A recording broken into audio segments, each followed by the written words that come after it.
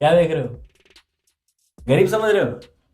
पे चूतियो 2026 में जब डायमंड बन के आऊंगा ना, पैंचो शकल देखने को तरसोगे, शकल देखने को।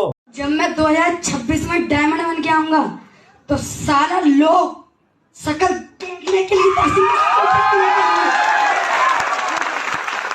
गरीब लगा रखा है तुम्हारा भाई एमएलएम का चूजा बनने जा रहा है। आज आज ज्वाइन करेगा तुम्हारा भाई एमएलएम, मल्टी लेवल मार्केटिंग का बादशाह बनेगा। वो भी तो ऐसे ही करते हैं ना भाई, गरीब होते हैं फिर अमीर हो जाते हैं। बिफोर आफ्टर दिखाऊं तुम्हें मैं? हाँ,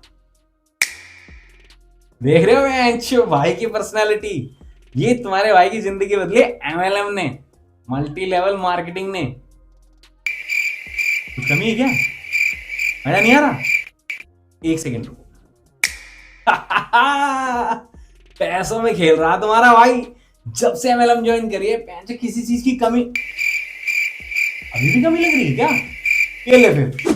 भाई साहब, एमएलएम ज्वाइन करने का एक फायदा तो है कि भाड़े के कपड़ों की कमी नहीं होती है। वो अलग बात है कि मेरे पास अपने पैसों के कपड़े हैं, लेकिन जब से एमएलएम ज्वाइन करी मेरी जिंदगी में क्या बदलाव आया इस वीडियो के अंदर आपको पता लगने वाला है। बात है उस समय की जब मेरे को फर्स्ट टाइम एमएलएम का ऑफर आया था, लेकिन कैसे आया था, क्या हुआ था, ये सारी बातें करेंगे वीडियो के साथ। किसी ने सही कहा था कि अगर आप चाय के ठेले को भी अगर स्टार्टअप बोलोगे तो एमएलएम को बिजनेस बोलना तो बनता है, क्योंकि बचपन से मेरा सपना था बिजनेसमैन बनने का। और जब बिजनेसमैन बनने की बारी आती है तो बिजनेसमैन का मतलब होता है कि एक बड़ा स्टार्टअप, एक बड़ी कंपनी, एक बड़ी इन्वेस्टमेंट। तो बिजनेसमैन बनने के लिए सबसे पहले चाहिए बड़ी कैपिटल, उसके बाद एक बहुत बड़ा आइडिया, सालों की रिसर्च, साथ में इन्वेस्टर या फिर कोई बड़ी कंपनी की स्पॉन्सरशिप। जैसे जैसे मैं बड़ा होता गया मेरी नजरों में बिजनेसमैन बनने की परिभाषा बदलती गई। आज की डेट में लोग बिजनेसमैन ही नहीं बिजनेस वुमेन भी बन रहे हैं। किसी भी थर्ड ग्रेड लोड़ू कंपनी के अंदर 20-50 हजार रुपए की इन्वेस्टमेंट करो, यानी फंसा लो, उसके बाद उस कंपनी में अपने जैसे 4-6 लोड़ू पकड़ के ले जाओ और उन्हें ही फंसा दो। ये है बिजनेसमैन बनने की परिभाषा। फिर इंस्टाग्राम के हैंडल में डाल दो, I'm a businessman, I'm a entrepreneur। जैसे कि मेरा सपना था बचपन से बड़ा होकर बिजनेस करने का, तो जब बिजनेसमैन बनने की बारी आई तो मुझे किसी ने एक सलाह दी। मुझे एक रोड पे चलता आदमी मिला जिसने मुझे बोला,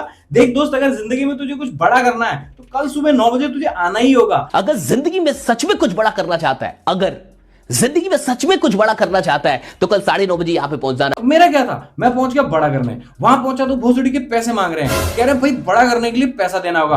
अब मुझे तो करना था खैर बड़ा, है ना, तो फिर पैसे मैंने दे दिए ना। सीधा साधा आदमी, गवार आदमी हो, बड़ा भी करना है तो मैंने पैसे दे दिए।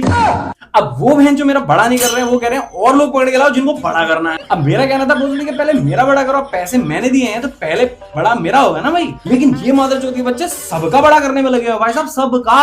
और ये बातें मुझे समझ में आ रही है तब जब उन्होंने मुझे कहा कि अपना बोरी बिस्तरा लो, 2-4 दिन नहीं 2-4 महीने के लिए आ जाओ हमारे पास। इतना ही नहीं, आते हुए अपने साथ दाना पानी, राशन, आटा, तेल जो ला सकते हो अपने घर से लेकर आना। अरे साला, इतना अलगे फ्रॉड चल रहा है। तो भाई ये बात है तब की जब मैं नया नया पढ़ाई करके बाहर निकला था और मुझे देश दुनिया के बारे में पता नहीं था। एक रैंडम बंदा मिला, उसने मुझे समझाया कि कैसे हम एक कम उम्र में अच्छी नौकरी या फिर अच्छा व्यापार बना सकते हैं। बस उसके कहने से मैंने अपने घर से बोरी बिस्तरा उठाया और मैं चला गया अपने घर से 800 किलोमीटर दूर। वहां जाके मुझे एक रूम में घेर दिया। रूम क्या कह सकते हैं, मतलब एक हॉल था जिसमें मुझे घेर दिया गया, जहां पे एक सीनियर मैनेजर, सुपरवाइजर, हेल्पर और हम जैसे मजदूर भी सब एक साथ पड़े थे बहन के लोड़े, एक ही कच्छे में हाथ डाल के। और सुबह सुबह ये सब बड़वे अपने अपने टाइम के अनुसार उठ के एक ही बाथरूम की मां चोदते हुए अपने अपने टाइम के अनुसार सूट बूट पहन के तैयार होके एक एक करके गायब होने लगे। कभी भी एमएलएम वालों को तैयार हुए देखा आपने? ये ऐसे तैयार होते हैं जैसे इनकी अम्मा का ब्याह हो। अचानक मेरी नींद खुली। मैंने देखा जब मैं रात को सोया था तब तो ऐसे सोया था जैसे किसी प्लेटफॉर्म में लावारिसों की तरह एकदम भीड़ नहीं पड़ी रहती, लेकिन जब उठा तो देखा सब गायब है। मेरी गांड फट गई भाई, लिटरली मैंने देखा कि क्या हो गया, जो अचानक से सब गायब कहां हो गए। और फिर मैंने जब देखा मेरे मोबाइल की तरफ तो करीबन 38 से 40 कॉल थी उस बंदे की जिसने मुझे बुलाया था और करीबन 60-70 मैसेज थे। भाई मैंने आगे देखा, पीछे देखा, कहीं देखा, कुछ नहीं मिला। मेरे को समझ में आ गया भाई कंपनी गायब हो चुकी है, कंपनी गई है भाग। मेरी फट गई भाई। मैंने कहा सबसे पहले बिल मेरे ऊपर फटे, इससे अच्छा तिगना ठाका भाग ले भाई। वो कहावत है कि जी के पास से कुछ पड़ रहा हो भाई, नो सलवार ठा और भाज लेके थी। भाई मैंने ऐसे किया, मैंने अपने कपड़े उठाए, मैं भागने लगा। भागते भागते फिर से एक कॉल मिली तो मैंने सोचा चल आ ही रही है, मैं जो एक बार उठा लेता हूं। भागते भागते मैंने कॉल उठाई है तो उधर से आवाज आ रही है, गुड मॉर्निंग उड़नचू जी, क्या हाल है। मेरी गांड फट गई भाई। मतलब तुम समझ रहे हो, दोपहर के 2 बज रहे थे, ये बंदा सामने से गुड मॉर्निंग उड़नचू जी बोल रहा है। मैं देख रहा हूं कि मतलब सब तो ठीक है, मतलब जिस कॉन्फिडेंस से इस बंदे ने मुझे कॉल पे गुड मॉर्निंग जी बोला है ना, वो भी दोपहर के 2 बजे, मैं समझ में आ गया कि कुछ गड़बड़ तो नहीं है। मैंने रिलैक्स हुआ, मैंने बोला हाँ जी बताइए क्या हुआ। तो सामने से बोल रहे हैं, अरे उड़नछू जी अभी तक कहाँ रह गए आप, यहाँ पे प्रोग्राम स्टार्ट हो चुका है और हजारों की भीड़ आई है, आपका नंबर नहीं आएगा अगर आप नहीं आओगे तो। मैंने सोचा बहन मैं पीछे रह गया, मैंने फटाफट तैयारी करी, उसने जो लोकेशन भेजी थी मैं वहां गया जहां मेरा रूम यानी वो हॉल था, वहां से करीबन 1 किलोमीटर आगे वो लोकेशन थी जहां मुझे जाना था। तो मैं जैसे तैसे गिरता पड़ता भाई उस लोकेशन पे पहुंचा। उस लोकेशन पे पहुंचने के बाद मेरी आंखें चौंधिया आ गई, जैसे दिन में सूरज को देख लिया हो मैंने। जैसे तैसे मैं वहां पहुंचा, मैंने देखा वहां इतनी भीड़ हो रखी है भाई साहब, मैं मजदूर और हेल्पर हम एक ही लाइन में बैठे हुए हैं, एक ही कतार एक ही हॉल में भेड़ बकरियों की तरह कुत्तों की तरह पड़े हुए हैं भाई साहब। और हमारे सामने बैठे हैं हमारे मैनेजर साहब, मतलब सुपरवाइजर साहब, उसके बगल में बैठे मैनेजर साहब, उसके बगल में बैठे सीनियर मैनेजर साहब, और उसके बगल में 2,500-3 हजार कंपनी के मालिक। ये बहन के लोड़े इतने अमीर लोग भाई साहब। मेरी एक बार को फटकी कि मैंने रात किन लोगों के साथ बिताई है, किन किन लोगों के साथ रात बितानी पड़ी मुझे। वहां क्या देख रहा हूँ, भीड़ में हम सब हेल्पर और मजदूरों की तरह बैठे हैं, और दूसरी तरफ देख रहा हूँ कंपनी के मालिक सूट बूट और जेब में पेन की माँ की चूत। भाई सब गांड में फटा हुआ कच्चा है, लेकिन शरीर पे सूट बूट, चमकती हुई घड़ी, चमकता हुआ पेन। भाई मैं गवाह हूं इस बात का, कल रात को जिन बंदों के साथ मैं सोया हूं ना, मैंने फटे चड्डे देखे हैं, लेकिन बाहर भाई क्या चमक है, क्या चमक है भाई साहब। मैं क्या देख रहा हूँ, बहन चोद अलग ही दुनिया में आ गया भाई।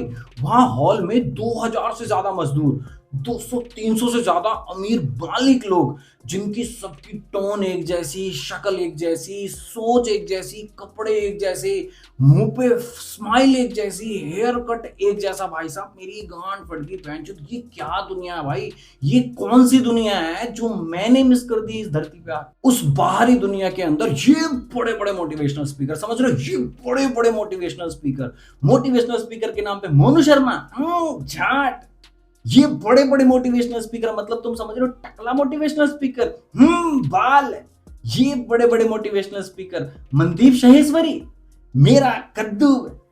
वहां बैठे एक से एक खलीफा ट्रेनर भाई साहब, ये खलीफा मोटिवेशनल ट्रेनर।